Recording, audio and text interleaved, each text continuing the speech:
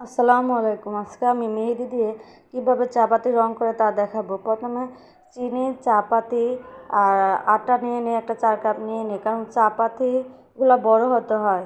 সবসময় চাপাতিটি বেশি নেবেন আর চিনি কম নেবেন। চাপাতিটা বড় নেওয়ার জন্য চেষ্টা করুন, তাহলে রংটা ভালো হয়। তারপর চাপাতি আর চিনি একসাথে মিশিয়ে নিই। তারপর একটা পাতিলের মধ্যে একটা চার কাপটা বসিয়ে দিই, কারণ চাপাতি রং করার সময় পাতিলটা নষ্ট হয়ে যায়। সবসময় চেষ্টা করবেন যে ওই পাতিলটার মধ্যে সবসময় চাপাতি রং করার জন্য।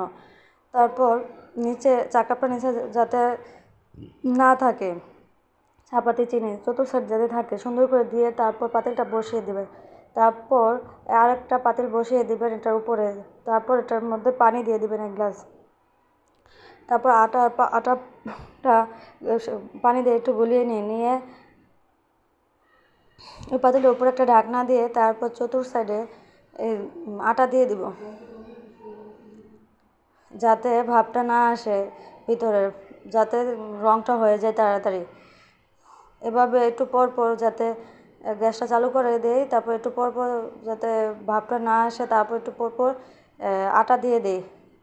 যে দিকটা দেখি একটু সিঁদুর দিয়ে ভাপা এসে পড়ে ওই দিক দিয়ে আটা দিয়ে দিই ভালো করে।